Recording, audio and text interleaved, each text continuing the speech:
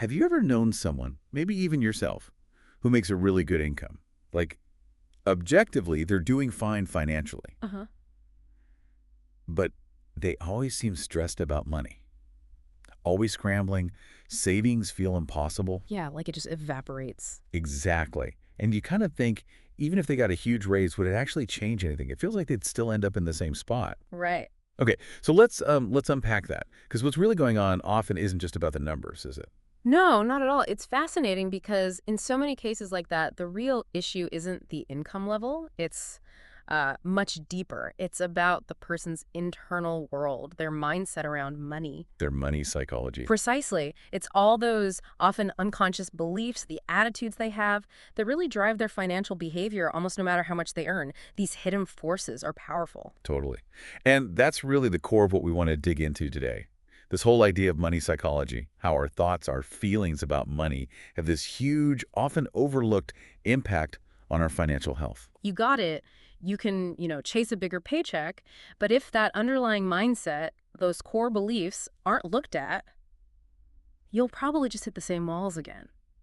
So how do we even start to, like, tackle these patterns? They feel Yeah. so ingrained. That's the big question, right? Our goal in this deep dive is really to understand and then start the process of, well, recalibrating those unhelpful money mindsets. Okay. We're going to explore these invisible scripts, these things running in the background dictating how we act with money. And we'll talk about some ways to actually start rewriting them. Right. So the mission here, for you listening too, is to kind of shine a light on these hidden drivers. By the end, hopefully you'll have a totally new way of looking at your own relationship with money. You'll start seeing maybe what's been pulling the strings. Yeah, spotting those patterns. So where do we start? How do we untangle this? Well, the first big step is just getting a handle on how powerful these invisible scripts actually are. Think of them not as conscious choices, but more like the default settings for your money brain. Default settings, I like that. They're these really deep beliefs about money, often totally subconscious. They just run quietly in the background, but they influence everything from, buying coffee to making big investment decisions. Okay, but where do they come from?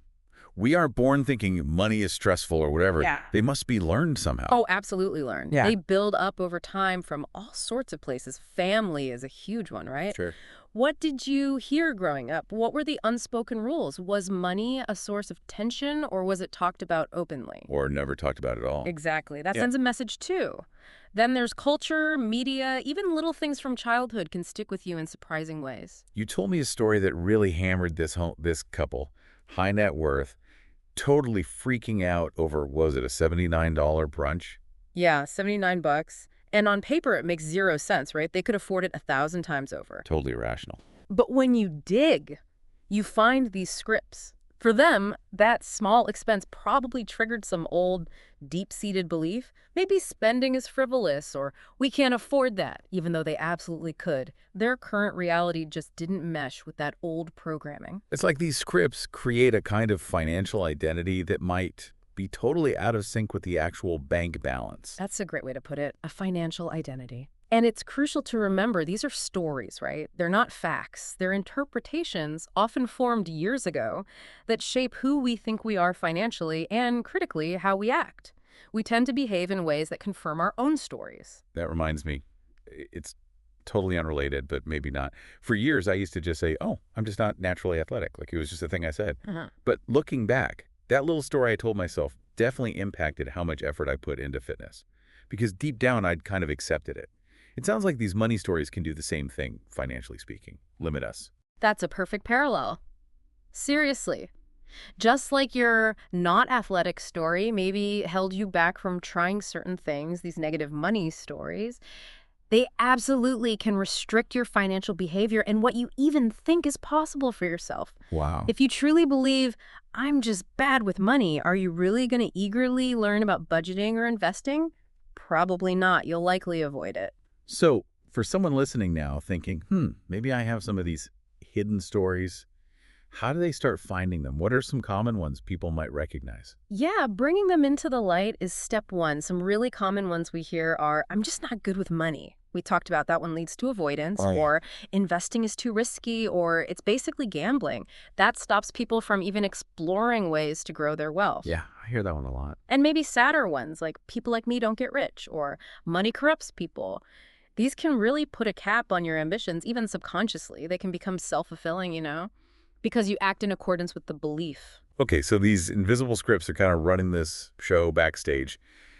How do we actually, like, find ours? You mentioned a 4-step process for digging them up. Let's go through it. Right. So the first step is to actively reflect on your early money memories. Really think back. What were the main messages, spoken or unspoken, about money when you were a kid? Okay. What did you hear at the dinner table? How did your parents handle bills? Were there catchphrases like, we can't afford that, or money doesn't grow on trees, or maybe just a general vibe of anxiety around finances? Yeah, those phrases can echo for years, can't they? It really can. Even if your situation is totally different now, those early messages lay down tracks in our brain. They form a kind of baseline understanding. Makes sense. What's step 2? Step 2 is to try and recall a specific moment, like a distinct memory connected to money. Get really clear on one particular Like instance. what? Maybe a time you really wanted a toy and were told no because of money. Or maybe you saw a parent really stressed about a bill. Or the opposite, maybe seeing someone else who seemed to have loads of money and feeling, I don't know, envious or confused. Hmm.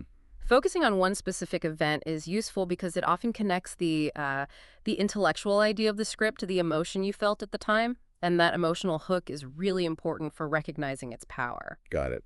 So it's not just remembering the words, but also how it felt. Okay, step 3. Third step, try to consciously link that past memory or those early messages to your current habits or feelings about money. Ask yourself honestly, do you still feel anxieties or act in ways that seem related to back then? Like what kind of things? Like maybe you overreact with stress when you get an unexpected bill, even if you can easily cover it now. Or maybe you just avoid looking at your bank account. That avoidance can be a big clue. Oh, yeah. Checking the balance anxiety. Yeah. That's real. Totally. These reactions can be strong signals that the past is still pulling strings in the present, even if you don't realize it moment to moment. That's a really powerful question to ask. We just react, don't we? Yeah. Without thinking why.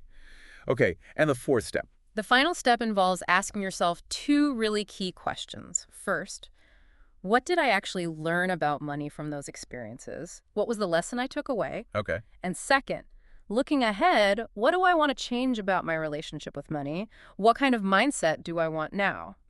Think about the lessons. Maybe you learned to be super frugal, which isn't necessarily bad, right? But is that old script now maybe stopping you from enjoying your money? Or making you too scared to take calculated risks, like investing? Right, so a script that maybe served you well at one point might actually be holding you back now. Exactly. It's about deciding consciously what beliefs serve you now and what you want your financial future to feel like. That feels really empowering. Just that act of reflecting and then deciding. It's like taking the steering wheel back from these old stories. You stressed actually writing this stuff down. Why is writing it important? Yeah, I really recommend getting it down on paper or typing it out. The physical act makes it more real, more tangible. It forces you to be a bit more specific than just letting thoughts float around in your head. Yeah, pulls it out of the fog. Exactly. It turns those vague feelings into something concrete you can actually look at and work with. It personalizes the whole thing, which makes it much more effective. Okay, so we've started digging, maybe uncovered a few of these scripts hiding in the shadows. Now for the exciting part, I think, how do we actually rewrite them? How do we take back control? Right. This is where the conscious effort really kicks in. The first strategy is pretty straightforward, but powerful. Actively reframe your negative thoughts. Start paying attention to your internal chatter about money. Like your self-talk. Exactly. Yeah. So if you catch yourself thinking, oh, money is just so stressful, consciously stop and rephrase it. Maybe turn it into something like, I am capable of learning to manage my money calmly and confidently. Oh. Or even just, I want to feel calm about money. The words we use, even just in our heads, really shape our mindset. It's a bit like cognitive behavioral techniques, changing the thought patterns. It's like swapping out old code for new code in your brain. So notice the negative thought, then consciously flip it to something more constructive. What's next? Once you start noticing these patterns, the next step is to pick one specific negative script to really focus on rewriting. Don't try to fix everything at once. That's usually overwhelming. Yeah, probably counterproductive. Right. Pick the script that feels like the biggest block, the one that causes the most stress for you right now. Focus your energy there first. Can you give us a couple more solid examples? Like take a common negative script and show us how to flip it. Sure, let's take that common one. I'm just not good with money.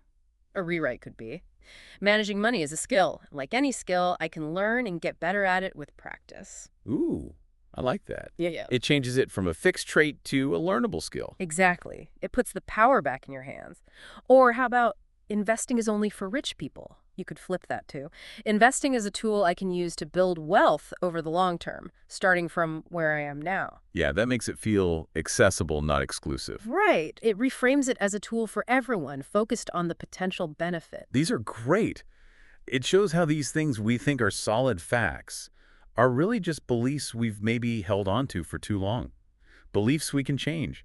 So, okay, I picked my script, I worked out my positive rewrite, now what? Just say it a few times. Saying it is important, but it's not quite enough on its own. The next crucial parts are repetition, building new habits that align with the new script, and letting that new belief actually guide your actions. Okay, break that down. So repetition means consciously repeating your new script regularly. Maybe make it a daily affirmation, say it to yourself in the mirror, whatever works. You need to drum it in. Right. Then, habit building. Actively look for small ways to behave in line with your new belief. If your new script is money is a skill I can learn, maybe the action is spending 15 minutes reading a finance article, or hey, listening to a deep dive like this one. Okay, good plug. But seriously, take small, consistent actions that reinforce the new belief. And finally, when you're making financial decisions, consciously bring that new script to mind. Let it guide you, not the old automatic negative one. So it's like a cycle. The new thought encourages a new action. And the new action reinforces the new thought, making it stronger over time. It creates this positive loop. It really brings home that managing money well isn't just about spreadsheets and budgets, is it? It's so fundamentally about our psychology, our beliefs. Absolutely. It's anchored in those belief systems. And when you really commit to upgrading those foundational beliefs, you're not just tweaking your spending. You're genuinely building the groundwork for a better, more secure, and honestly, probably happier financial future. Wow. This has been incredibly insightful. It's kind of amazing and maybe a little scary to think how much these stories we don't even know we're telling ourselves can shape our whole financial reality. It is powerful stuff. And what's really cool, I think, is that this conversation, this deep dive, it's really just scratching the surface. Uncovering and rewriting these scripts isn't a one-time fix. It's an ongoing journey, really, a continuous practice of self-awareness and conscious choice. A journey, not a destination. So, as we wrap up this exploration into the world of money psychology, maybe here's a final thought for you, the listener, to chew on. That rich life you're aiming for, it doesn't just show up in your bank statement one day. It really starts right up here, in your mind. Keep digging into those stories and actively choose the financial narrative you want to live by.